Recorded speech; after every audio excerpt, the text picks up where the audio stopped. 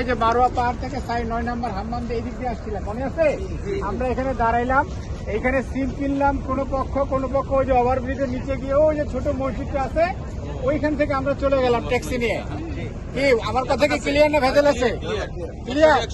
আচ্ছা, এখন কথা হলো আমরা এদিক দিয়ে আসলে আমাদের যাওয়ার রাস্তা এইটা, ডান পাশ দিয়ে যাওয়া আর ওই যে বাম পাশ দিয়ে আসা। খেয়াল করেন ওনারা আসতেছে ক্লিয়ার।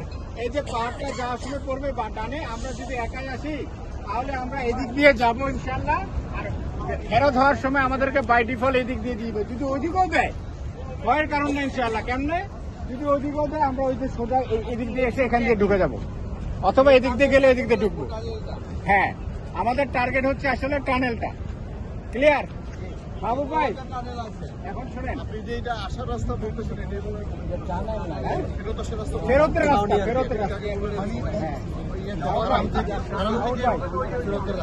এখন ওরা যে যাবে এদিক দিয়ে যাবে না এদিক দিয়ে যাবে? আমরা যখন যাবো এখান থেকে যাবে। আমরা তো এদিকে যাচ্ছি, আমরা তো ওইদিকে যাবো। এই যে দিক দিয়ে আসলাম। সুন্দর রাস্তা দিয়ে আসে, সুন্দর দিয়ে চলে যাবে।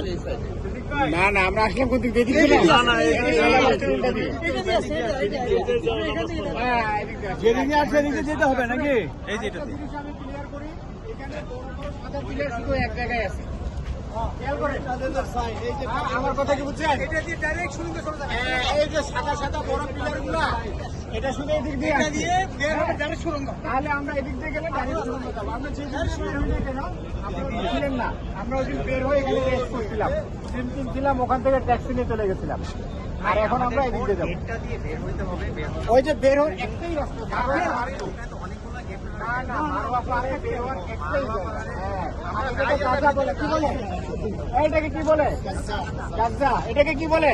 Gaza bus stand. কিন্তু বের হওয়ার পর বলবেন গাজা কাজ করতাম। কাজটা করলে দেখা যাবে এইদিকে, কারণ যদি মাথা কাজ না করে তাহলে এদিক দিয়ে চলে আসলে এখানে তো বুঝবেন। এখানে আসার পর পিলার খুঁজবেন কোনটা? সাদা পিলার। এই যে সাদা পিলার, ঠিক আছে, এই দিক দিয়ে আমরা চলে যাবো। তাই নিচে এখন চলে যাই। না না, আবার ওদিকে কেন? না না, আচ্ছা যারা থাকার থাকেন, আমি গেলাম।